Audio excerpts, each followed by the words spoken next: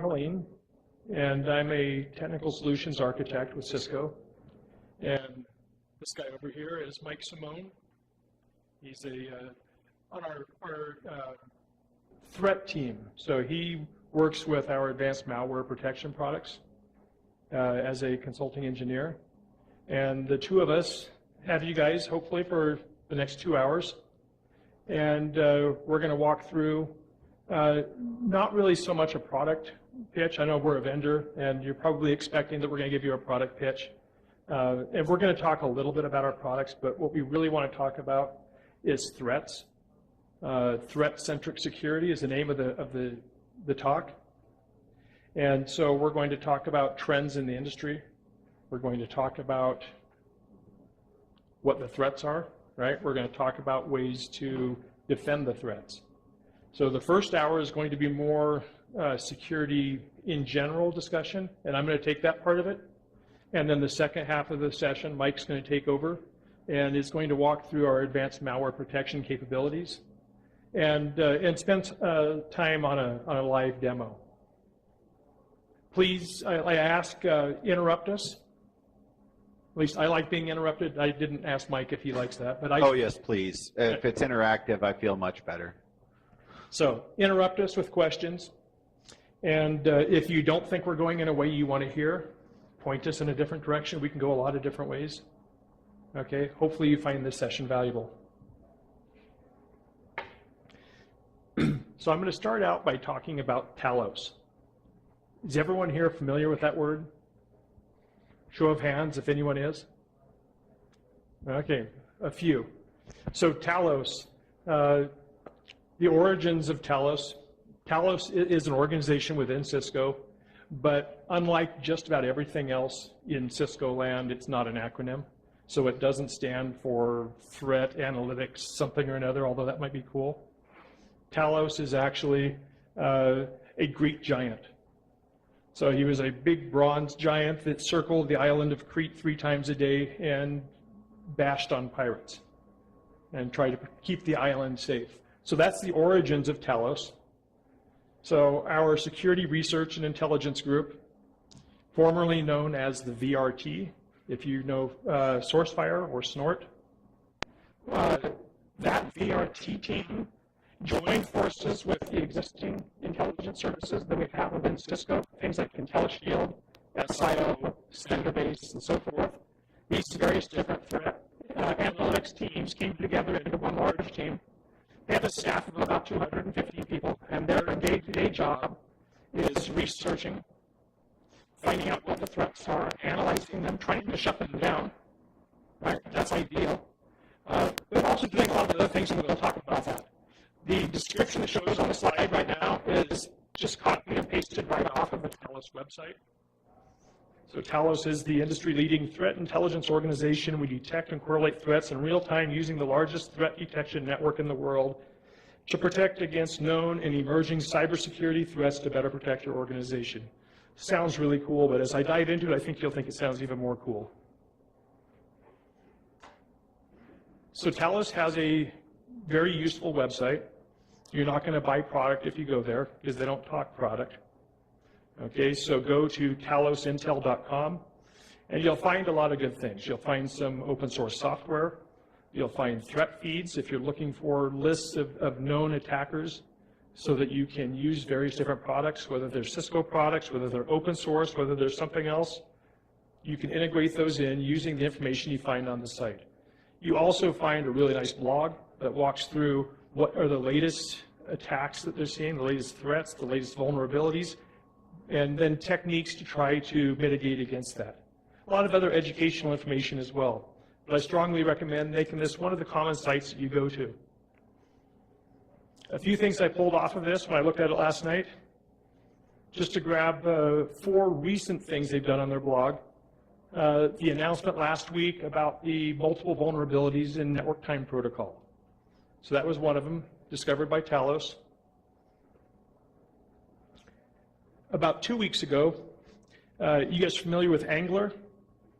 Right? Talos worked with some ISPs, with some law enforcement, and investigated how the Angler malware network was working and then work to shut it down and cut off $60 million of annual revenue to this group of hackers that were selling ransomware. Okay, so a write-up there on that as well. QuickTime vulnerability, right? And then just an example of some of the educational information you find there. So an article called Down the Rabbit Hole, Botnet Analysis for Non-Reverse Engineering. So if you're not a software engineer, this is an article you can read that helps you understand how a certain botnet functions. So you can see the technical workings of what it actually did. Some of the other things that Talos does, I mentioned they provide feeds. So they provide the internal feeds that we use in our security products. So if you're using Ironport, email or web security products, if you're using Cisco's cloud web security, if you're using any of the SourceFire products, ASAs with firepower services, right? Any of these technologies are using feeds that come directly from Talos. They operate large sand nets. So areas where we can take malware, detonate that malware, let it run, and let it do bad things, and then really monitor the behavior of what's happening. A couple of programs on here you see, Spark and Aegis. I've got more information on that here in a few minutes. FireAmp Community Edition. You see 300,000 detections added every single day. So what this is referring to here is a piece of free software. You can have your employees run it, you can have your students run it, you can run it at home. It's a Windows piece of software called Immunet that is our advanced malware protection product in a free form, an unmanaged form that you can run on Windows computers. Okay, you'll get a lot more detail on that when Mike starts talking. Probably the biggest one they do, down in the bottom center, Talos is the group that maintains open source Snort, open source PAM antivirus. Right, so this is where the signatures, the rules, the Snort rules come out. This is where the open source initiatives are all housed in. Okay. I wanted to highlight a couple of programs. These are both Talos programs. So the first one called Aegis. Okay, Aegis is a free service, first of all. Cisco doesn't sell it. But if your organization would like to have that red line, that special telephone number they can pick up and call and get information directly from someone else who is a threat-focused security professional, not a sales dude, not TAC, right? Not someone like me or Mike, but someone who lives and breathes threats day in, day out, protecting organizations, and compare notes. Right? That's the Aegis program. Now, it's not for everyone. It does require a written agreement between your organization and them on what the expectations are, because it's a two-way street. Right? They also want the ability of picking up the phone and calling you and talk about something that they might see. Okay, but it's a two-way information sharing program. Another program, it's called Crete. So Crete, again, another free service. No part numbers to place, no dollars to spend. Crete says that Cisco brings a firepower appliance, our next generation security appliance, at no charge, and they bring it to your network and they plug it in. And you get to keep it on your network. Okay, it's not going to be an inline appliance. It's not going to be like a firewall or an IPS, but it's going to be deployed in an IDS mode, watching your traffic at your perimeter. And then Talos will maintain that. They'll keep the software installed on it. They'll keep it updated. They'll keep the rules configured on it. This helps give them the information they need to continue to keep firepower, right? The SourceFire software, the most accurate IPS product the world has ever seen. Okay, also to help keep Snort, the #1 open source, or actually the #1 IDS deployed anywhere, whether you talk about commercial or open source. So this is the way that we use to learn how to detect new threats, play with new experimental methods of detection, validate what we're seeing elsewhere, right? Again, a very nice program. And as part of that, they email you reports. They'll call you if they see something bad happening on your network. Like, hey, Joe, did you know you've got a massive botnet running on your network? Right? You'll get that kind of a phone call. Hopefully never. But that's the type of thing they'll do. And then they'll help you figure out how to remediate it. Yes, over here. That's exactly right. So the question was, where is it placed? And it's placed on a tap or on a span port, the backup capture destination, any place you can get a passive copy of the traffic. Okay? Any other questions on that? I think it's a really exciting program. We have other programs similar to that. We have one called the Managed Beta program that's very similar to Crete with a different focus. So if that type of a partnership with Cisco is something that you're interested in, and you're willing to have, usually it takes the lawyers getting involved. Yeah. Are you willing to let another organization see the data that's traversing your internet pipes? And if there is, we'll sign NDAs and confidentiality information, but it's something at least you need to be aware of. Any other questions on that?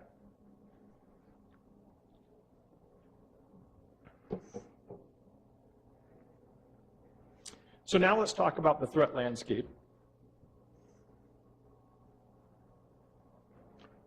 And this slide, it's kind of marketing-like, right? You all know why all these organizations are showing up on here. It's pretty obvious. We've seen all these names before, and I'm not trying to point fingers at any of them. It's just a way of acknowledging that threats are really real. So these are large organizations. These are organizations that have all been compromised. They've all lost data. It's been very expensive. And no one is ever going to say that they didn't have smart people, that they didn't buy best-of-breed products, they didn't deploy them properly. Most of the time they deployed them properly, right? But they were still compromised. And that's because traditional ways of doing security doesn't always work. So we need to look at things in a different way. We need to try to figure out how are we going to prevent the attacks as much as we can, but at the very least, let's find out as early as physically possible when something happens so we can take action on it immediately.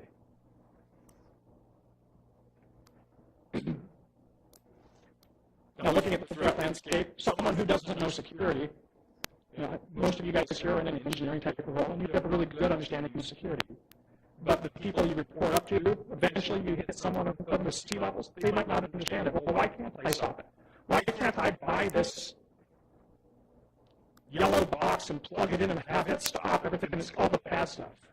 Those of us in the room know that can't happen. And we know that can't happen because the threat landscape is so incredibly dynamic. There are bad actors everywhere, and they hide right in front of you. You don't even know they're there. And the fact, this comes, by the way, from the Cisco Annual Security Report. It's fairly conservative in how they calculate numbers. You'll see why here in a little bit. But the Cisco Annual Security Report says that 60% of all data that's stolen is stolen in a matter of hours. And more than half of all the customers don't realize it for months. The scary one is that when we went and talked to the Fortune 500 companies and looked at their logs, we found out that without exception, every single organization we talked to had connections going to malicious files or services. All of them. Now, the real numbers, this is the Cisco Security Report. The real numbers, I think, are closer to minutes instead of hours for that first number. And the real number for, instead of months, I think the average right now for how long it takes someone to discover that they've been hacked is closer to a year, which is months. It's just many months. Actually, can I jump in on that one? Absolutely. Average time from infection to detection is right around 9 months right now, 200 days, which is a good long while. You don't want to be popped for that long. Problem is, from detection to remediation is a further 4 months. So you're looking at 13 months from the time you got popped till the time you get clean. and it's on average about 96 hours for them to steal 60% or more of your data. So when you start thinking in terms of how much did that just cost you over the 13 months, I've got an example I really like to talk about. I did an IR for a movie company in Southern California. They had been hot for all 13 months, right? There was a piece of malware on there. It was targeted at them. It was a very polite piece of malware because it kept a log of everything that it stole off of their network. It did that so it wouldn't send the same file twice. A text file log of everything it stole that was 20 gigabytes in size. That's just a list of file names. That's how much it can cost you. I was watching movies that company was about to produce and release that November in June. And they weren't happy about that because, you know, obviously all of their stuff was on BitTorrent. So that gives you an idea of just how quickly and how devastating it can be. Hopefully that will. Thanks, Mike. So here's some Talos numbers. So these are some numbers that we're seeing inside our organization. 1.1 million, that's the number of files that we are analyzing every single day on average. That's a lot of files, malware files that we're seeing, not just regular files. These are all the malicious files that we're seeing on a daily basis. Now we're using that, as I mentioned earlier, to enhance the intelligence of all of our different security products. And so currently, right now, we're running at an average of 19.7 billion threat logs every day, spread across the various different types of products that we're using. The email security, the web security, the network security products, the host security products. It's a lot. If you look back and look and see how many Google queries there are daily, I know that this is way more than Google was seeing as far as text queries back in 2012. I haven't seen the 2015 numbers, but it's a huge magnitude of how many threats we're detecting because of this cloud-based service. So, traditional security obviously isn't enough. I want to dive into a Verizon breach report, just 4 stats out of this. Now, a lot of people say, well, I don't really need security because we have a really good patch system. We're patching all of our systems all the time. Right? Does patching work? Right? Supposedly, if you're very rigorous about it, but take a look at this stat, 99.9% of all of the compromises for the year that this report was written on, this is a 2015 report, so it was covering 2014, 99.9% of all of the exploited vulnerabilities were compromised using an exploit that was more than a year old. So obviously patching doesn't work. And then to make it even scarier, 70 to 90% of malware samples are unique for your organization. So it's not just the same generic I love you virus that everyone gets. Right? This is I love you Cisco. Right? I love you Weber State. I love you whatever. Right? So it's written specifically for your organization. It's much harder to defend against it. And of course, you got the user problem. Almost 1 in 4 users are still going to open that email, even though it looks suspicious. And half of them are going to click on the attachment that's there. And then once they do click on the attachment, within minutes, their machine is compromised. Maybe the entire organization is compromised. So how much does a compromise cost? Now, there are 2 major organizations that track the cost of a data breach, and the numbers are hugely different. And so I like to take a little bit and explain why are they so different. Verizon says it's around $5 or $10 a record. Ponymon Institute says no, it's over $200 a record. Well, that's not even close. You know, why is it so different? And the actual explanation for why it's so different is buried inside that Verizon breach report, where they actually explain why they're different. And they give credibility to the Ponymon Institute as far as part of it. The reason they're different is that they're counting the cost a different way. Verizon is saying, what is the actual cost of the record that was lost? Okay, think of this as the insurance cost. If you crash your car, this is fixing your car.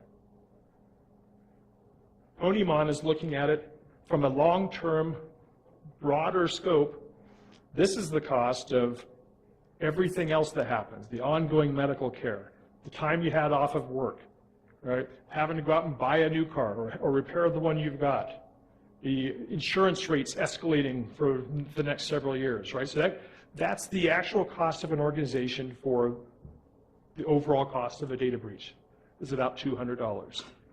A couple of examples then.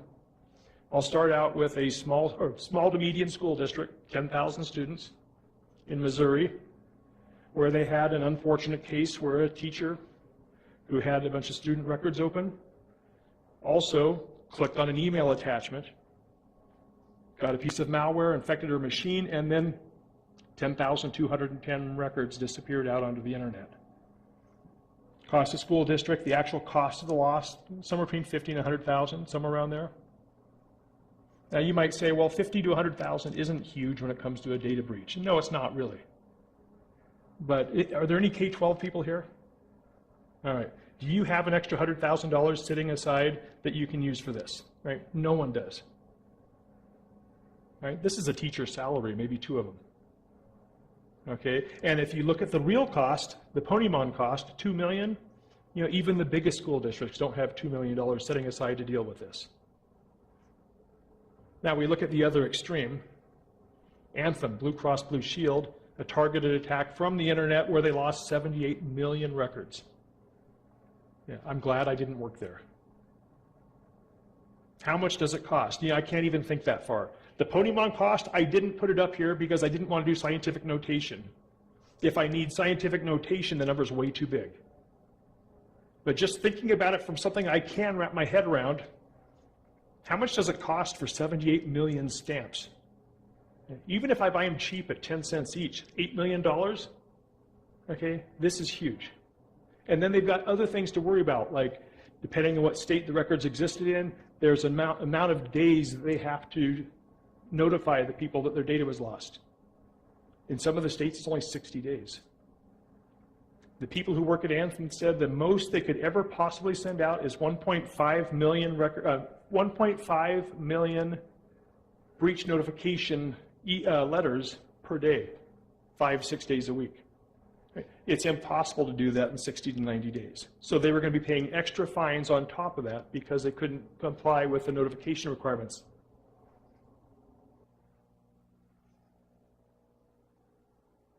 So malware. Ransomware is all the rage right now. People are making a lot of money on ransomware. Sometimes I think that Mike and I are in the wrong business. Ransomware began to become popular back in around 2010 with the Winlock virus. And of course, we've seen all the others, CryptoLocker, TorrentLocker, CryptoWall. Right? Every time you turn around, there's another piece of ransomware. The ransoms tend to run from as little as $10 back in the Winlock days to about $1,000 now. Any idea on what percentage of people who get these actually pay the fine or pay the ransom?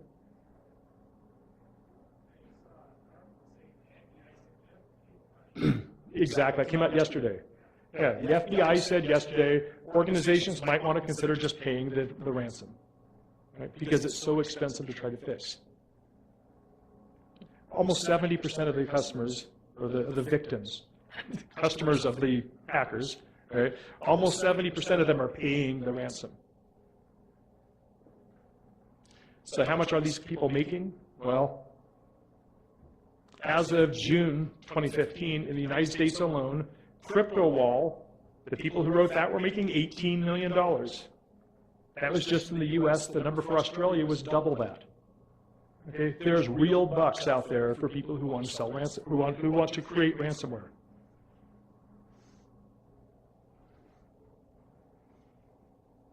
Now, how's ransomware get to people? I'll use an example of a real one. You get an email. In this case here, the email said, here's my resume. Now, those of us in this room would probably look at that and we'd say, no way, delete it. Right? But what did the stats say from Verizon? 1 in 4 people are going to open it up, and half of them are going to double click on it and see what that zip file actually is. Maybe this, what's her name, Teresa, oh no, the email is Teresa, but the email says Emily. Well, maybe this person really was supposed to be sending an actual resume and I need to look at it and see. Okay, well, what happens when they double click on that? A whole chain of things. The user got the email, they click on the attachment. Your antivirus product that you have, whatever one you happen to be using, doesn't see anything bad in it because it's just HTML. There's no bad code, there's no JavaScript, there's nothing like that in there.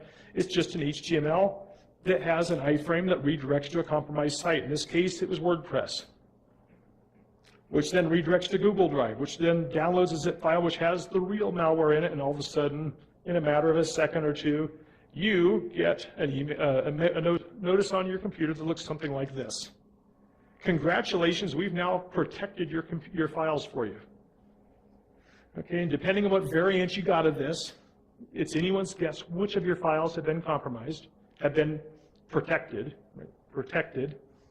because they were encrypted with some type of a encryption algorithm, and there is a private key just for you to decrypt your files and get them back again. All you have to do in this case is log on to Bitcoin and pay them some money. $300, $500, $1,000. Otherwise, you don't need to have your Word and Excel and PowerPoint documents anymore, or you don't need your databases anymore, or you don't need all of your personal photos or your music library. Those are all protected. Whenever you feel like it, you can pay the money and get it back. To me, rather than paying the money, it's like, well, I hope you had a recent backup because it's time to wipe and replace. And at the same time, I also hope that it's not like a lot of people do with a Mac, where you've got a hard drive plugged in all of the time so that it's constantly updating, backing up all your files, because now your backups are also encrypted. Right? That can be kind of ugly. The newest ones, like TeslaCrypt, they got evil on this one. TeslaCrypt said, oh, we don't really care about your Word and Excel spreadsheets. Who cares about that? We're going to take your World of Warcraft files, your online gaming files, and we're going to encrypt all of them because we know you're going to pay to get that back. You spent way too much time and money on those characters. Okay? They also were evil because they put a time bomb on there. You have a certain number of days to pay it, or else we're just going to lose the key, and you'll never decrypt them ever again. Luckily, when that first came out, our Talos group realized that they didn't do the encryption like they claimed they did, and we were able to reverse engineer what the malware did and create a free decrypt tool that you can download off the Talos website and decrypt your files for free. Okay, not that that's always going to be the case, but Talos is working to try to provide that service for you. In summary, that magic box that the CEO of your company wants to have, that one thing he can buy that's going to protect, it doesn't exist, and you all know that. What we need is layers of defense. We need to look at the entire network and the endpoints and the cloud and use a next-generation threat-centric view to try to protect our data, our hosts. Not that any one of these, by the way, are bad. It's just that any one of these by itself isn't enough. Right, so we need to have a change in mindset, change the way we think about security, and start realizing that eventually we're going to be compromised. And we need to plan for what are we going to do about it when it happens. Not just a policy, not just a document that says, okay, we're going to follow these steps. But let's put programs in place, let's put hardware in place, software in place that's going to help us along the way.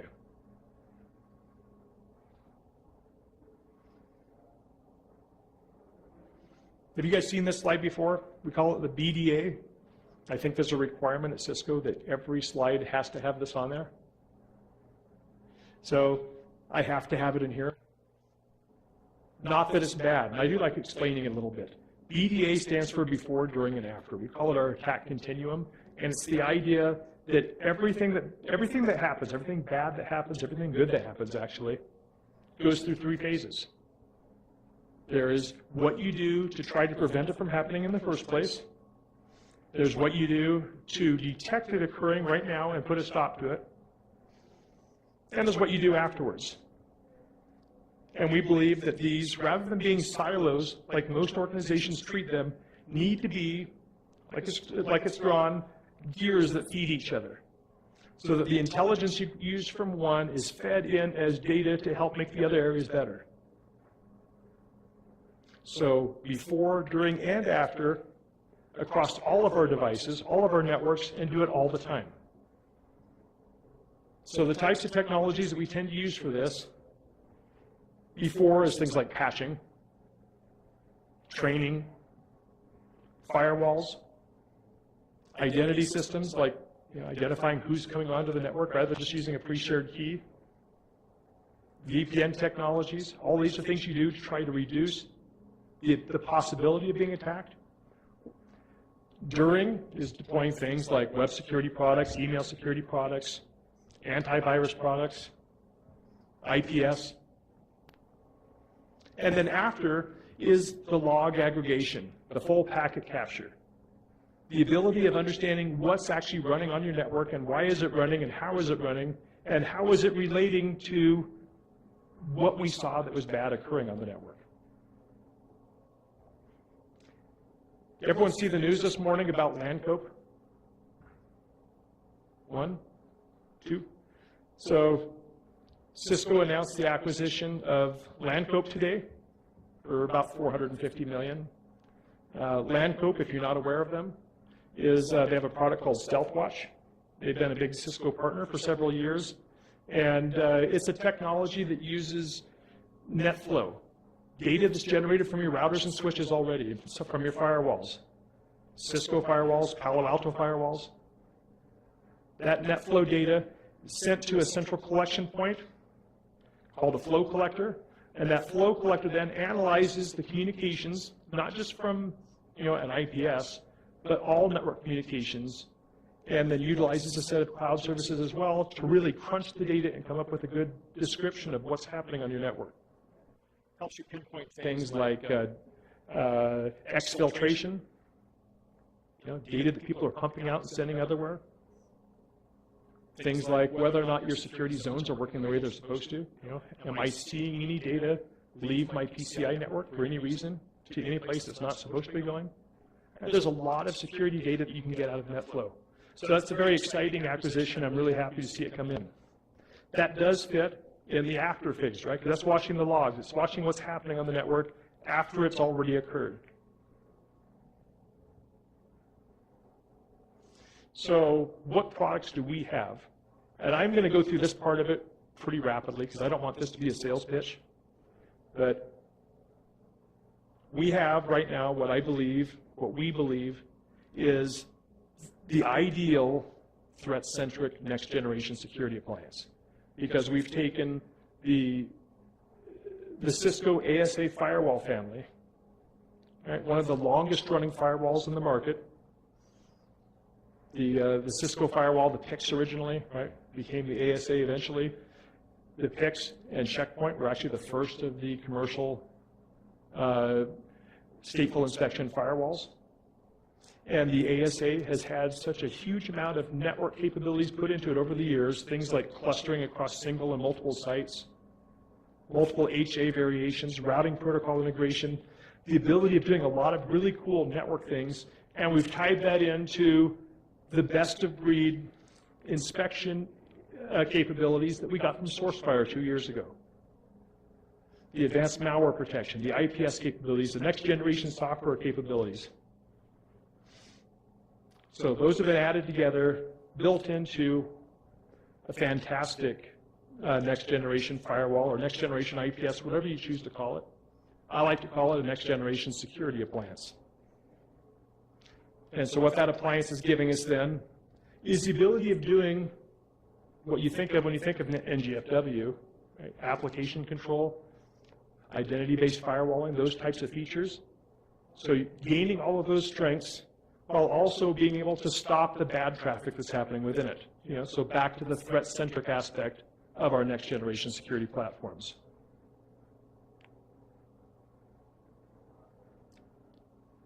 AMP stands for Advanced Malware Protection. I'm not going to go into a big detailed description of what it is. I'm going to leave that for Mike. But we have an initiative called AMP Everywhere. The idea being that file analysis, the ability of stopping malware, doesn't just belong at the perimeter of your network, but it belongs everywhere. It belongs on the endpoints. It belongs on all of your security appliances, everywhere that it makes sense to put it. So you choose what's best for your environment, but we have the capabilities of running it wherever you need it.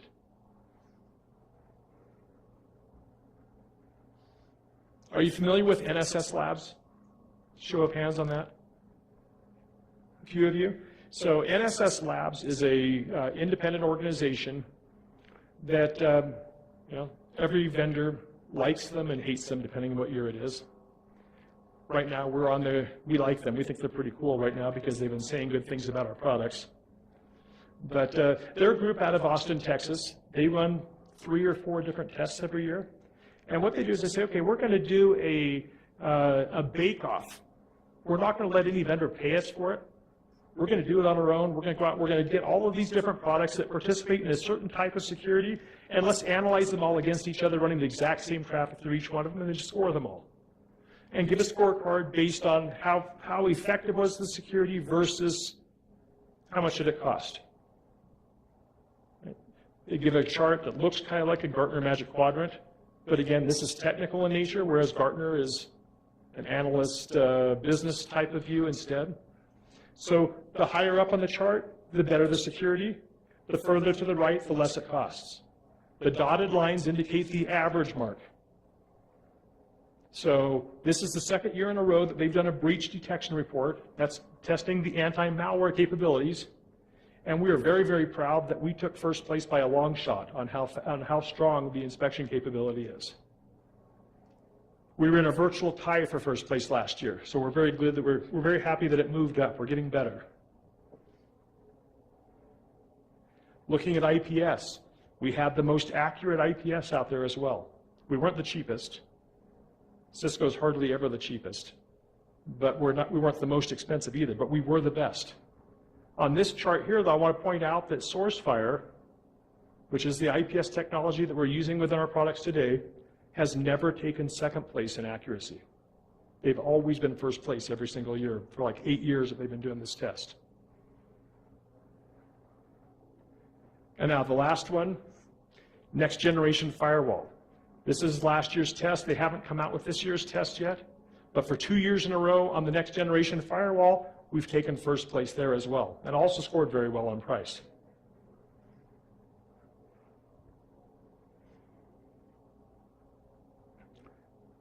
So looking at the products themselves, if you love Java and if you love plugins, you're going to hate this product. Our management interface for doing next generation security doesn't use any plugins of any type, doesn't use Java. It's all HTML5.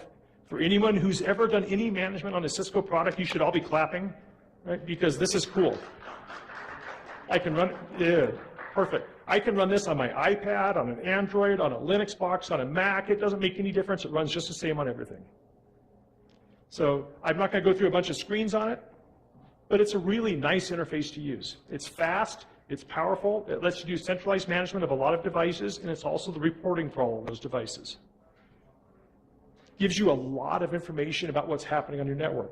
Just look at this pie chart right here on the bottom, right? That's what types of hosts do I have on my network? What operating systems do I have? I can click on anything on here and I can drill in and focus the view and get more information on anything. If I want to find out how people are using iPads on my network, because I'm a K-12 school district and we've given out iPads to all the students, I can look and see exactly what they're doing. And it only takes me a minute or two to do it.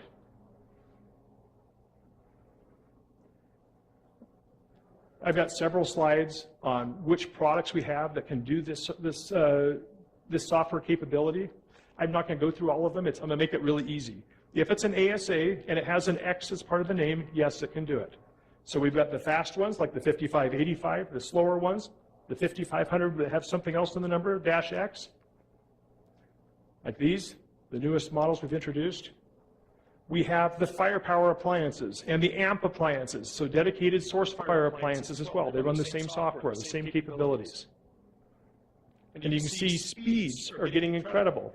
On the far right there, 60 gigs of traffic.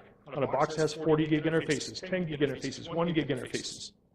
We have a lot of inspection capabilities. We have the platform that for whatever your needs are. We can run in a VM if that's what you want as well.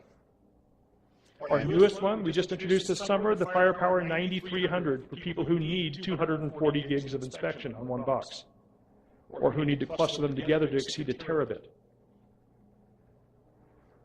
By the way, this one here also has, and you see the logo on the bottom right, Radware, DDoS protection built in as part of the solution. Okay, a few slides on the numbers that we can provide. So now, something else that Cisco has historically been bad about, and that is integration with other vendors. Okay. How many people here run only Cisco products on their network? So a few of you. The rest of you have a mix, right? And that's normal. So wouldn't it be nice if you could take those other products that you have and integrate them in and share information between them? So here's a list of our currently supported products that can work with our products. Quite a few. Probably see products up here that you use yourself. Okay, this is in the form of API connectivity. So the ability of either taking data directly from the Firepower appliances, the ASAs, and feeding it into a third party, or going the other way, or maybe it's scripting type of connectivity where you want to use a homegrown tool or a third-party tool to configure devices. Or another example, if you're doing identity services, you're trying to identify people as they come onto your network. The ability of taking vulnerability data or of integrating with various different user databases, or using another type of detection capability to instruct our products that you should quarantine a host. Okay, and having that happen automatically. Are there any questions on this? So I have a bad feeling that I've been talking too fast, because I think I'm about 10 minutes fast. So if you have questions, that would be good. Otherwise, I've got a few more slides, and I'm going to hand it over to Mike. But I think we're going to have time for an extended demo as well, so we can walk through and show you some of the stuff as well.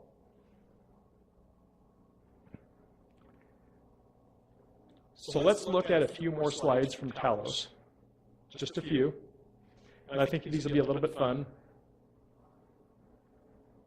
All right, so this is the last several months of file types that we've seen that have held malware. So we got May, June, July, August, September, and then the last bullet over there before it slopes off is October 1st. And you'll see that the line across the top up here has been pretty consistently the #1 file type that malware has been seen in. What are your guesses as far as what file type that is? What's that? Microsoft Word is not it. Anyone else? PDF? It's not it. What's that? It's not Excel. No. So that's 3 guesses. Nope, that was executables. So executables are still #1 as far as what we're seeing from malware. #2 is PDFs. The Word documents come right below that. So Talos, as I mentioned last month, did a lot of work and brought down the Angler network. And the Angler network was using Word documents. They were generating a ton of money, by the way. I don't think I mentioned how much they were doing. But Angler was generating an annual income for the hackers that created that piece of ransomware. They were making $60 million a year. So there were a lot of hosts infected by it. But do you see any major drop here? Right? We didn't see a big drop. That's because there's other malware that just takes the place. We saw small drops, we didn't see a big drop. Malware is and is going to continue to be a really big problem for a long time. Okay, 2 more stats. So let's talk mobile platforms right here. How many people in the room? I'm probably going to make some of you guys really mad, but I don't care. I'm going to make Mike mad. How many of you are brave enough to run an Android? Oh, I knew there'd be a lot of them here. At a conference like this, of course, there's going to be a lot of Android. All right, this number here, 303,566. That is the number of unique malware files seen in the month of September by Talos. And a good chunk of them were on flashlight apps. Flashlight apps. Well, I think that was Apple, wasn't it? They had that? Yeah. Okay, I'll throw one extra stat on there. I don't have a slide on this. What do you think the number was for iPhones? Higher or lower? Higher? No, actually for September it was 0, believe it or not. There were no new iOS malware files found in that month. Very small. They have a lot more controlled environment.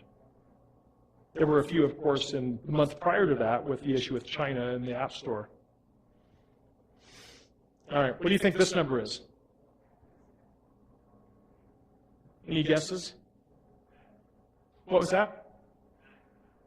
Macintosh. If I had a Starbucks gift card, I'd throw it back to you right now. Yes, that's exactly what it is. So that's the number of OS X malware seen in the same month, in September 2015. Okay. I thought about putting the Windows number on here, but it wouldn't fit on the slide. All right, so with that, that's the last of my slides. I'll entertain some questions if you want. Otherwise, I'm going to hand things over to Mike and let him walk through our advanced malware protection, go through a demo. I think it's going to be very eye-opening for you. Thanks.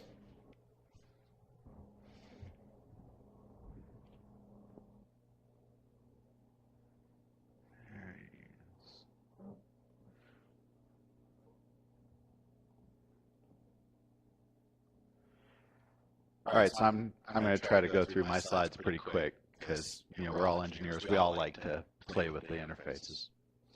So hitting the space bar. There we go. So we're all familiar with advanced persistent threat. We all know that the threat actors are using advanced malware. They're using it to make money, as Gary talked about. But what we don't always know is that it's not some kid in his basement putting out software to get as far as he can through the internet and plant a flag. These are enhanced software development shops. They have a fully formed SLDC. They're sandbox aware, and I'm going to cover a little more about that in a bit. They offer 24/7 tech support. They offer, some cases, a money-back guarantee on a certain number of infections prior to detection. This is our adversary. This is who we're up against. It's a math problem, right? Your endpoint AVs, your SET, Trend Micro, McAfee if you're using that, has about 20 million endpoint signatures. And let's make sure we're all on the same page with what a signature is, right? We all know what hashing is. Raise your hand if you don't know what hashing is. Sweet. Excellent. So you take a hash of a file, you compare it to a index database of hashes, that's your signature database. They got about 20 million signatures on average. We're tracking 150 million known code branches. You notice I say branches, not samples, even though my slide I need to fix. And that's because within each one of those branches, there's polymorphic variants ranging into the billions, which means you got an AV efficacy rate less than 50%. Now, if I went to my doctor's office and he said only half of my patients get a fatal staph infection, why don't you hop on up here and we'll get that appendix out, I'm going to give him a detailed list of instructions on exactly what he can do to himself. So I need something new. I need something that's better than a coin flip. So a lot of my competitors, they come out and they say, hey, we're going to use sandboxing. And sandboxing is a fantastic product. I am a big advocate of sandboxing. I don't think you should use it as a detective engine. I definitely don't think you should use it as a preventative engine, and I will explain exactly why. First of all, you can only use it as perimeter detection. Why? It's prohibitively expensive. When you look at that NSS Labs report that Gary popped up a minute ago, FireEye, $600 per megabit to protect your network. Gee, Rimini, man, that's a ton of cash, right? You got a gig network, you're looking at a ton of money, right? Plus, they only protect web and email traffic, so you got that going on. You try to use that to protect your east-west traffic, you're going to go broke a lot faster than just letting the malware hit you. Problem number 2 is it can only detect threats which act quickly. If you've got on-prem sandboxing, it's going to be able to spin up a virtual machine for about 5, maybe 10 minutes. And then if that piece of code doesn't do anything in that time, you're hosed. And the last thing is you can't assess the real danger until the damage has been done. Now, I'm sure a few of you are familiar with a little retail establishment. You may have seen them around here, red, white circles. And they had sandboxing as their preventative engine. And $45 million and having to close their entire Canadian operations later, they learned that, yeah, their sandbox told them that this sample had ended up on their network, and it gave it a threat score of about 50%. Because when the malware started up, it did not see a code reader attached to the a card reader attached to the sandbox, and so it shut itself down. They had no idea that they had something that was skimming track data. So basically, any of you who've seen Lord of the Rings, you're familiar with the idea of when the hobbits were sneaking in around the back door, they had 50,000 soldiers at the Black Gate. Well, this is the other way you get around a sandbox, right? I create a polymorphic variant. I send 100,000 copies of it at your sandbox. I overwhelm it. Well, what I really want to get on your network comes around the back door and pulls a crypto locker on you. I win. So what's that mean for you? It means that selecting your protection based on detection rates is selecting your method of failure. Compromise is the new normal. I used to tell my customers, you're going to get popped. But that's a lie. It's not true. You've already been popped. You just don't know it. And if you don't know it, you're in worse state than the guys who have the IPS that's telling you, hey, you've got this on your network. But really, that's where I come in. My answer is to the question, what now? Not, am I infected? Gary's got a ton of products about, am I infected? I already tell you the answer. Yes, you're infected. He'll be able to tell you with what. I'll be able to tell you what now. How do I get around that? So you've gotten popped. What do? Now, some of your larger shops, you're going to go through all 3 layers of this. Smaller people, smaller organizations, you're going to find out that you have an infection, hopefully from your IDS, sometimes from the FBI knocking on your door saying, hey, guess what? I used to be the director of information security for a casino. Let me tell you how not fun a visit from the FBI is because you've gotten owned and you didn't know it. So anyway, you look around, you find the sample, you try to contain it. If you've got a big enough staff, you can do some reverse engineering on it. Then you create signatures, push it out, try to clean up your machines. All well and good, right? No. Because malware travels as an ecosystem. It does not just show up on your machine by itself. That initial dropper that you found, pull down the rootkit, information stealers, key loggers, all kinds of persistence mechanisms. And just like when you walk into your house and you see an ant on your kitchen counter and you flick him out the window, you don't say, I'm awesome, I solved my ant problem. You say, I'm hosed, I got 50,000 more ants somewhere in my house and I don't know where they are. Now I got to call an exterminator. So that exterminator is going to look for what's unusual, right? How do we find the wolf in sheep's clothing? Now, obviously, a real shepherd has an easier job, right? It's like, hey, man, that sheep just ate another sheep. That ain't right. Same thing with us, right? We're seeing, hey, man, Java just spawned an executable that it wrote. That ain't right. It shouldn't be doing that. And so now we look at how we pull that information, how we get that wolf in sheep's clothing.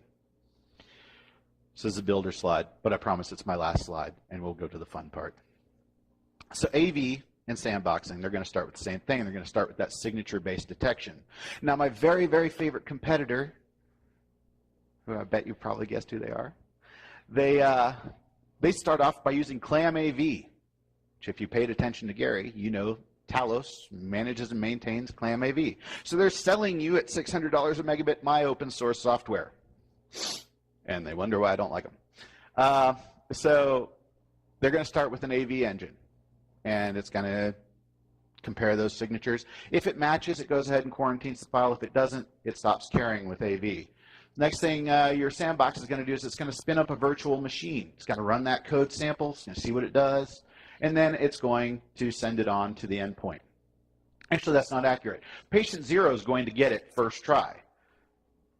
Why? Because the sandbox authors know that your users, if they're being told they have to wait 10 minutes for a download to complete when it's sitting at 99%, the first thing they're going to do is they're going to tether their machine to their phone, they're going to download it, and they're going to get around your expensive perimeter protection. So what they do is they go ahead and short circuit that, they let patient 0 get popped, and then they spin up Snort, again, my open source software, to watch the outbound command and control channels. Now, I'm not supposed to give this statistic, but my boss isn't here, so I'm going to anyway. We stood one of these up in front of our cloud web security towers just for giggles because, you know, we're nerds. We do that type of thing. And we looked at the alerts coming in.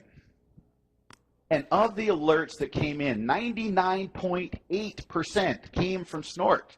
0.02% came from the sandbox. That's not a very good ratio. So they are letting you get popped. And then if they see that same sample come back, and I'm going to explain why that's a failing proposition as well, then they block subsequent versions of it. This is not 100% effective, obviously. Otherwise, I wouldn't be here. I wouldn't have a gig. I get around sandboxes and AV all the time. First of all, I'm going to get around your IPS with encryption. Why? Because every single vendor out there offers on-box SSL decryption. And not one of you ever turns it on, because the instant that one of your VPs or higher-ups finds out that you can see his banking information, he says you turn that crap off right now. That's the world we live in. You can't really protect anything. The next thing is I'm going to get around sandboxes all day long with just a few simple techniques. First, I can do sleep techniques. You look at like Romberdick, which is a really great one. First thing it does is it writes 900 billion random bytes to memory. So when you're trying to do some debugging tools on it, you're going to crash those. I can have it wait until you've gone to Google 5 times. A really great one I saw like 3 weeks ago, it looks at your temporary internet files. And if there's a delta between the last temporary internet file and today, it deletes your master boot record and reboots the system because it knows it's running in a sandbox. Yeah, not only are they sandbox aware, they're sandbox hostile. They'll flat out re-image your box on you. That's fun, isn't it? I like them. I have a love-hate relationship with malware writers. It's weird. I make good money off of it, though. But the most way is polymorphism. This is the easiest way to get around. No, right? Like, oh, polymorphic viruses. Those got to be hard to write. No. I suck at coding, and I can write a script that will take the current date and time, add it to a text file, and create a self-extracting zip file of my malcode plus that text file, and now I've got a polymorphic variant that's never been seen before, new hash value, ta-da, I win. Now imagine what happens if a good programmer does it. So obviously, no matter what you do to prevent it, compromise is the new normal. I'm going to get on your system. Again, what now? What do we do when that happens? Because once it starts spreading around, you're typically blind to the scope of compromise. You don't know how far it spread through your network. You don't know how bad it is. Now, I come from an IR background at a company who charges $500 an hour to do IR, 100-hour minimum, so 50 Gs. Every time you get an outbreak, you want to lay out $50,000 chest, $50K to blow every time you get a virus. Yeah, me either. So what does SourceFire do differently? I apologize. What does Cisco do differently? We've been there 2 years. I still am not used to saying that. We're going to start with the low-hanging fruit, right? We're going to do SHA matching. We do SHA 256. Some other companies use MD5 still. Not many. Most of them have figured out that creating collisions in MD5 is alarmingly simple. So everybody's using SHA 256, almost everybody, because for now, it's cryptographically secure. Who knows what's going to happen tomorrow, but this is what we're using right now. There's 2 reasons we do that. 1, low-hanging fruit. Wipe out the stuff we know that's bad. 2, We use that to keep track of every file. They're all unique, so we know what's going on. We're going to get back to that part in a minute. But the next thing we do is called spirostatic analysis. So what that is we take a look at the headers of the file. We look at DLL includes, imports. We try to do kind of a basic static analysis, about 400 different attributes we look at. We send that up to our cloud along with the SHA value, and we get a disposition back within about 200 milliseconds. Now, those two pieces there, one of my big competitors, Cylance, that's all they do, and they claim 100% effectiveness, which is weird because I've got 4 more engines that I throw at it, and I find stuff not with those 2 engines, so I don't know how they get 100 out of that. Next thing we do is called Threat Grid. Threat Grid is a dynamic execution environment. Note, I do not say sandbox.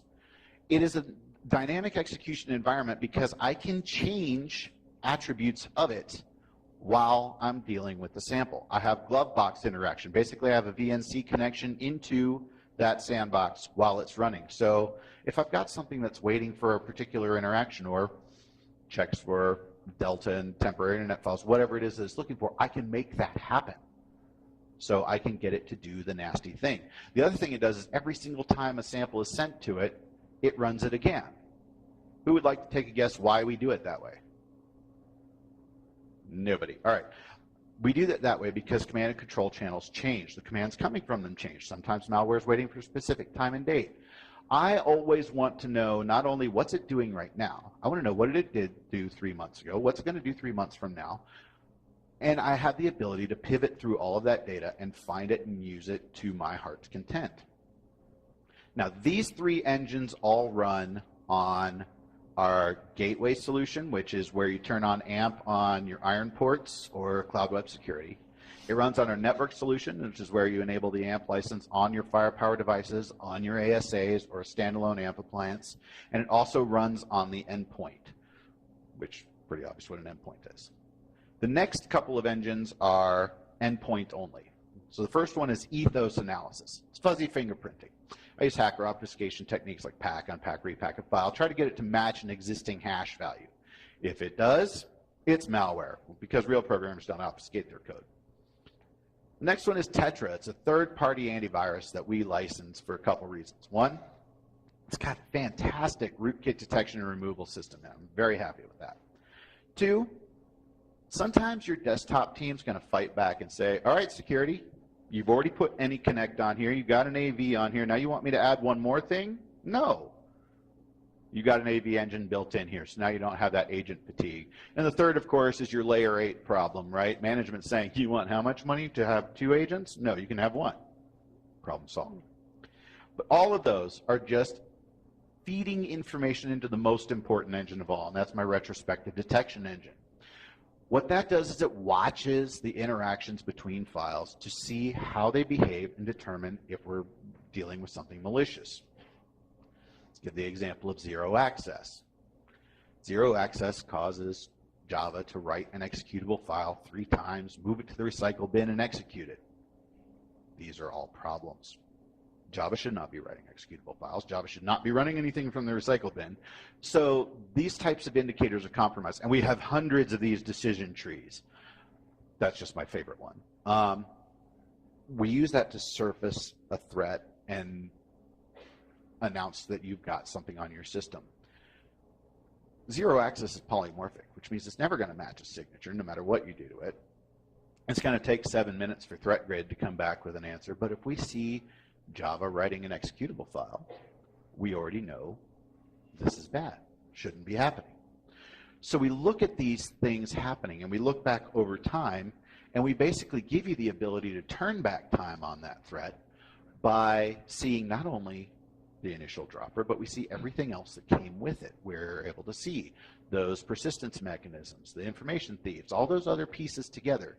With a couple of right clicks, we quarantine all of them. There's a man named John Odie, and I strongly encourage you to look him up on YouTube. His last name's Odie. He used to be the incident response director for Idaho Labs. Good guy. He said, now he was way ahead of the game. You remember the statistics we quoted earlier. For him, it was 4 months from detection to, from infection to remediation on average, which is 9 months ahead of industry average. Go John, good guy. So once he deployed AMP to all of his endpoints, he dropped it from 4 months to 40 minutes. And he said it usually take 40 minutes because he would invariably get the alert when he's on the other side of the campus from his office, and he'd stop for a snack on his way back. Now imagine what that does to that 96 hours to exfiltrate 60% of your data. Cisco's time to detection, based off of the latest Talos report, is 42 hours on average. Some things just don't behave maliciously right away. What can you do, right? 42 hours is a little less than half the time it takes them to take your data away. But it's still way faster than the 13 months it's been taking to clean up the threat. So using this, you're able to short circuit that, and you get that remediation handled almost immediately. And I'm going to switch over to the demo cloud real quick. So while he's doing the demo Yes, cloud, please. let me just mention one thing. How many of you in the room use PuTTY? Yeah, I figured I'd see a lot of hands. Did you guys see the news article back in May that a malicious version of PuTTY was making its rounds around the internet? Right? It's kind of scary. It fits in really good with what Mike has been talking about with malware that sleeps. So people that downloaded that version of PuTTY, their antivirus, their anti-malware product, whatever one they were using, never detected it because it wasn't doing anything bad.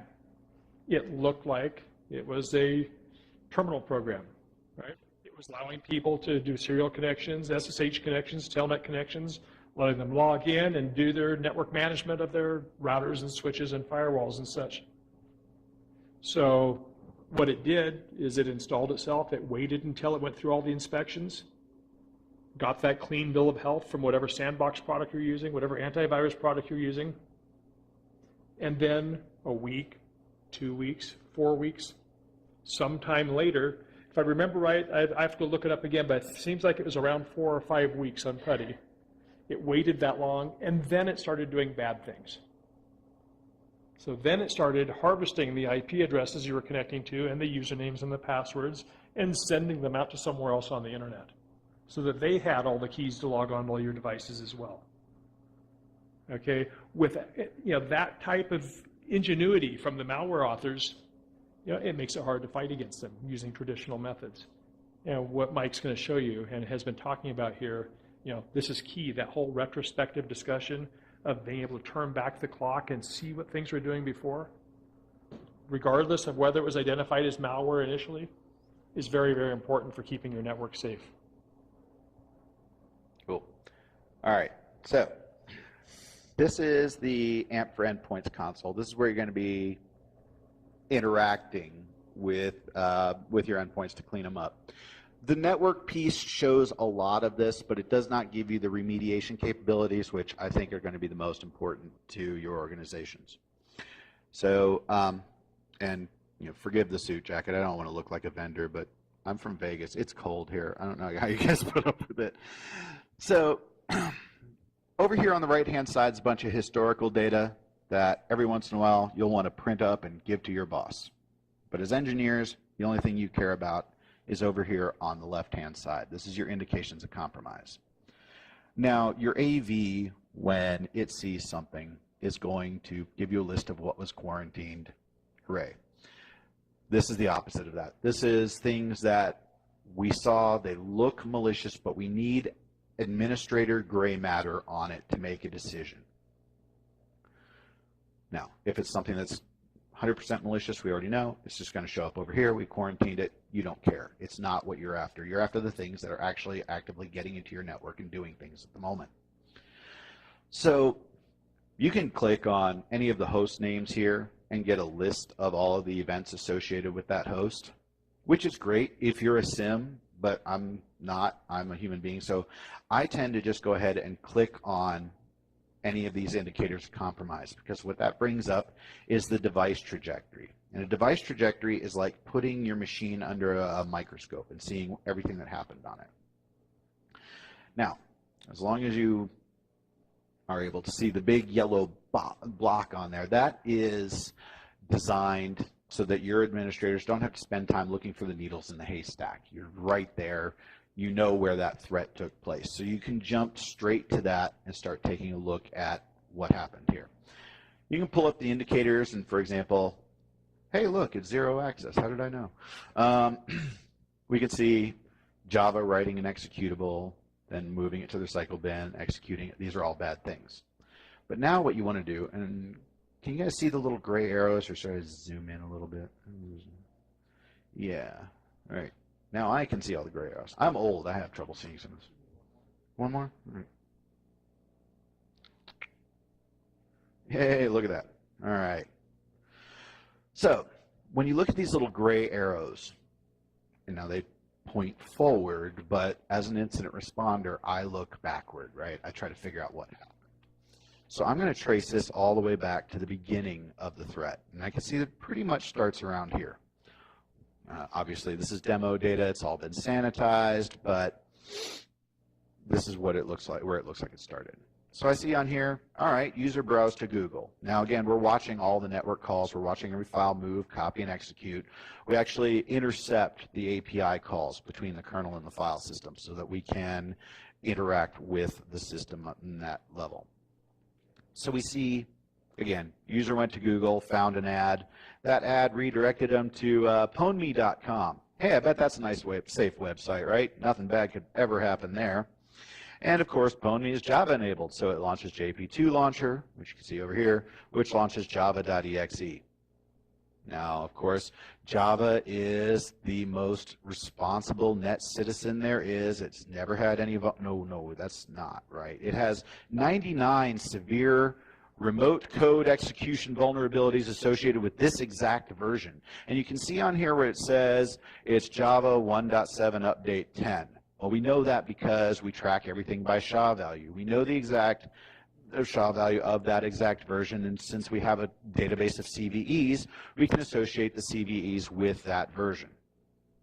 So now you have a little report you can give to your patch management team and say, fix this. Of course, the easiest fix for that is uninstall Java, right? Because it's Java. Seriously. So it creates this file. Creates it 3 separate times to avoid transcription errors. So I want to know a little bit more about this file. The first thing I want to know is, where does this live on my network? So now I load file trajectory. File trajectory tells me information about a file, and most importantly, it tells me where it lives on my network. Now in this case, it's only on one machine on my network. Hooray. That's because I keep purposely reinfecting that machine. But in your network, you're going to start seeing things appear on multiple machines. Now, just like in the device trajectory, I can see all the different things that it did, but it's not as pretty. You don't want to try using this screen for that. But now I can grab some more details. I can say, all right, here's a SHA-256 value, SHA-1 in case I wanted to prevent it on my Android devices, MD5 in case I'm running McAfee. Disposition, I know where it came from, what it's called, and now I can do something else cool. I can look and see everywhere that it went on the network. So I can grab the IPs it went to, and I can do a search on those, and literally anything on this is searchable, right? We've got Elasticsearch, highlight anything, search it, and I can see only 2 machines on my network went to that same IP address. Well, maybe that's something I want to take a look at, possibly black hole. I can do the same thing with where it was downloaded from, URLs it connects to. I've got that information handy. And here's one of my favorite parts. I can click on the parent file. This was created by something, and I can say, okay, tell me more about this. All right, it's Java 7 update 10. Here's the signature for it. I know it's a legitimate version of Java. Not good version of Java, but a legitimate version. So now, let's say I've got a huge outbreak on my network, and I'm trying to keep up with it. I could right-click on here and add this to my application block list. And that version and only that version of Java will stop running on my network altogether until I take it off my block list. I'm not saying you have the political juice to pull that off. I'm saying that you have a tool available to you at this point. I worked with a customer who thought they would just go ahead and start blocking things willy-nilly. One of the things they decided to block was servicehost.exe. Be careful with this. You can really shoot yourself in the foot if you're not careful. So just keep that one in mind. I think Gary might have actually been involved on that one too. It was an ugly day. You can damage yourself. We have some guardrails in here, but there's ways around them. And of course, we're all nerds. We always try to find the way around everything, right? Because otherwise we wouldn't be in this gig. So now I found the parent file. I figured out what happened. I want to know a little bit more about this threat. So now I launched the file analysis. And I can see several other people have launched file analysis on this same SHA value. So what that does is, if this is the first time you've seen it, obviously in my demo data I have it preloaded. It's going to fetch a copy of the file off of your endpoint. It's going to pull it up into ThreatGrid, and it's going to run it in our dynamic execution environment. Very important thing to keep in mind, anything that gets submitted via this method is automatically marked private. The reason for that is we don't want, if a malware writer has compromised anybody else's credentials to get onto our ThreatGrid cloud, them to know that their malware has been analyzed yet. Now, if later on you want to submit it as public, you can, but you would have to take a proactive step on that. This is, by default, private because we all like privacy. Now, there's a few things on here that are very useful tools for you. The first is the ability to download a copy of the sample. There will be times that things just don't run in our sandbox. We may be missing the right version of software that it's trying to exploit. It may not run because it's coming from a network other than yours and is something targeted at you. For whatever reason, you can download that sample and run it in a virtual machine on your network. If it does anything on the screen, or if you're interacting with the sample, you have an analysis video that you can watch. Now, why would you care? Well, I suck at taking notes during an incident response. It's one of those things I'm just not good at. So I can do all my stuff and then go back and watch the little analysis video and take the notes off the video, save myself a lot of heartache and grief. You can download a full PCAP, run it back through NetWitness, Wireshark, possibly Landcope. I don't know. I should probably check into that. But the most important thing on the top bar here is that you can download the complete artifacts. Some of my competitors will give you the hash values of anything that's created by the code sample, which, I don't know, maybe it's useful. It's not useful to me. I like to know everything that was created and be able to play with that. For example, a sample that I saw a couple weeks back, first thing it does is creates a hosts file with 650 lines in it, each one of those leading back to one of the AV update servers, and each one of those is rerouted to 127.0.0.1. That's pretty clever, right? I like that. A junior analyst on his or her first day in the office sees that. They don't have to look at anything else in this analysis report, right? They know this is malicious, don't bother, everything else in here is pointless. Because what is it trying to do? It's trying to keep you from being able to push AV updates out to the system. You know that's bad, so you go ahead and block it. Okay, this simply does not work at this zoom level, so I'm going back. There we go. Okay, so the next thing that you'll notice on here is that we have plain English descriptions of every indicator of compromise that comes up. Two reasons for that. One, it helps train your junior analysts to become senior analysts in a hurry. And two, near and dear to my heart because I'm lazy, is when I'm doing an incident response, if I can copy and paste something that somebody who got paid to write that up into my incident response report, that just saved me a lot of time, didn't it? And again, I always look for ways to save effort. Next thing I can jump down to after the behavioral indicators is I can break apart the HTTP traffic, look at the GET requests, put requests, anything like that. I can grab the DNS traffic. Now sometimes, and I wish I had bookmarked one, I saw one the other day, has like all the command and control channels in the DNS requests and responses. That's brilliant, right? Because unless you've signed up for OpenDNS or something like that, you're probably not filtering DNS requests. Smart. But you can find out things like, hey, perhaps I should black hole this domain, right? Now, of course, we reverse engineered DGAs, stuff like that. We automatically put all that in our cloud. But every once in a while, you'll find something that you just want to put in there and block. And there's an awful lot of those. Then you can jump down to the processes. And you can see things like registry entries, file activity. If there was any mutex activity, you can grab that. And again, if you're in a small shop, you probably are thinking right now, Mike, why do I care? That's not important to me. I don't do reverse engineering.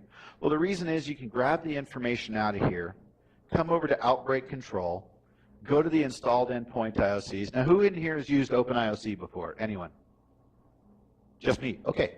So OpenIOC is an XML-based open language to write indicators of compromise. It's pretty straightforward, right? It's not pretty to look at, but there's all kinds of tools online where you can just plug in what indicators you're looking for. It will create the OpenIOC for you. You save it in here. Now, again, if you're lazy, you go to IOC bucket and download them from there, which is what I do. You put these in here, and now you can start running scans. This is the only time we actually run a scan against your system. Which is probably a good thing I should point out there, right? Like the zero access, how did that work? When you run an AV scan against you, it looks for the strings for that antivirus in a file that's reading it. And if it sees that, it changes the access control lists on itself to zeros, which is why it's called zero access, right? So how do we clean that up without scanning it? Well, like I said, we intercept the Windows API calls. The endpoint IOC scan is different. This is an actual proactive scan. We're going to scan your register, scan your memory, look for running processes, look for strings within certain files. There's about 110 different attributes that we can dig into on that. And now we find the stuff that they were trying to hide from. Very useful, easy way to clean up and get conclusion to an incident. And this is all great. But there's one last little piece, and I think, me personally, this is the most important. You come over here, and you go to analysis, and you go to prevalence. Now, Gary didn't touch on this, but Cisco, through ESA, WSA, CWS, is seeing over 35% of all corporate web and email traffic in the world. We see more web requests every day than Google does. That's a lot. There's 35 billion requests a day that we're seeing. If something's proliferating, we already know about it. It's table stakes. I don't care about that. Well, I care, but I'm not going to lose sleep over it. If I am a malicious attacker and I'm coming after you specifically, which I can either be an attacker or the penetration testing firm that you hired, I'm going to get my malware on one, maybe two of your endpoints, and I'm going to use that to download your SAM database offline, crack it, and then pivot around and behave like a privileged user. Perhaps you've heard of RSA. Somebody did that off of one of their print servers. One little piece of malware, didn't spread anywhere, it was pretty well hidden. The prevalence tool eradicates that threat. Because every 4 hours, it looks at the 100 least common executables across your network for the past 7 days. And it will take them and automatically submit them up to ThreatGrid for analysis. Now, I know privacy concerns, there you can opt in, opt out of that. You can do it on by group, by host, however you want to do that. I turn it on for almost everything. And apparently, some members of my family have been downloading stuff.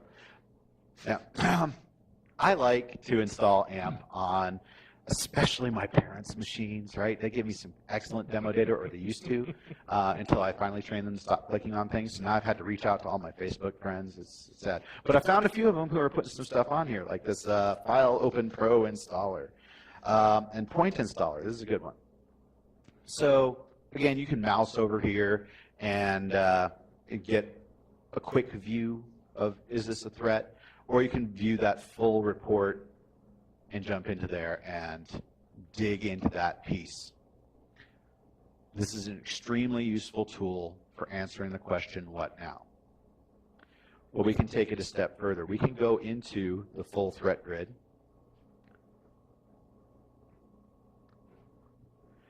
And we have some abilities to change things. Now, Threat Grid was built off of an API from the ground up. Unlike some of my competitors who are like, hey, we built a sandbox. Oh, everybody wants an API to that? Okay, we'll bolt one on. Threat Grid was always the API, and we bolted on a web front end. About half of my Threat Grid customers log into this web front end for things other than to grab their API key. Everybody else just writes their own scripts to get at the stuff. If you've ever used something like Maltego or Palantir or any of those big data correlation engines, you can write all kinds of very simple scripts. It's all RESTful API to grab information out of here and start to build dossiers on your attacker. Again, we run every sample we see every single time we see it. We're cloud-based. I don't care how many servers I have to stand up to keep doing that. Unlike, say, a FireEye, you can put one box on your network if you can afford that, and I run out of processors. With Threat Grid, I don't. I can keep running these over and over. And when I get into these threats, and I'm just going to grab one that Harry ran today, I can start to pivot around in here and find things that are useful. So, for example, I can look for this SHA value, and I will see every other time that this SHA value showed up, be it as an artifact or the initial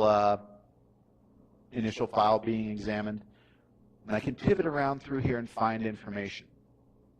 My buddy Mike Auger, and if you ever get an opportunity to get a full Threat Grid demonstration with Michael, just sign up for that, because, man, I learn something new from him every time. He used Maltego to start pulling requests back and forth and pivoting around. Started with just one registry entry. Using that, he was able to find, by just getting every piece of data, correlating it, and pulling the next instances of that, every piece of malware written by one particular unit of the Chinese army. He was doing this for one of my defense contractors, but you might have a use for that as well. The ability to pivot in there and pull all that down gives you the ability to start proactively working against the adversary. We're a reactive business. We're always up against the gun. We're the goalie who's constantly trying to block pucks or soccer balls or whatever sport analogy you want to use, right? This gives us the ability to start getting ahead of them. If I know what this particular malware author tends to do, because we all have a signature, right? Everybody's got to tell. I can start proactively putting blocks in place against that. If I see this particular registry entry ever pop up again, go ahead and stop that. I have the ability, when I submit samples, to do a few other cool things as well. I've got some advanced options I can change. Sometimes I want to run it against XP, sometimes Windows 7, Windows 7 64. We are currently trying, because Cisco just announced a big partnership with Apple. I don't know if you haven't heard about that. We're currently trying to get around their labyrinthine licensing to allow us to start doing sandboxing for Mac OS. They have a thing about it has to run on Apple hardware. We're trying to work with them on that. So you can change all that. You can change the runtime of it up to 30 minutes, because sometimes you need to do that, right? You can just take a URL and submit that, though. This is one of my favorite things to do. I do this all the time. I go through my Google spam folder, and I just copy every link, and I run it through Threat Grid about once a week. And I find all kinds of cool new malware that people are trying to get me. I keep trying to convince my dad to let me into his email, because he's just going to click on everything, right? But he never does. What do you do? In here, you can actually view all of our indicators of compromise too. We put everything completely open. You can grab those, pull those into whatever database you want. And one of the last feature I want to go over is we have curated intelligence feeds. Because if you're like me, you don't want to spend the time writing up the scripts to go ahead and pull down what you want. We have this a team who says, okay, these are remote access Trojans. Here's the feeds about that. Here's banking Trojans. Here's the feeds about that. And hourly it updates that. And then, of course, you can script it so that it'll black hole DNS or black hole IP addresses or kick off a scan, whatever it is that you do with your tools. So that's AMP and Threat Grid, and I'm open for questions. Or not. Okay, well, I guess I'm going to give you 25 minutes of your day back. I thank you very much for giving Gary and me the opportunity to present to you today. And we'll be in the hallway for a few minutes if you want to come up and ask something to us not in front of the room. Thank you. Thanks, everyone.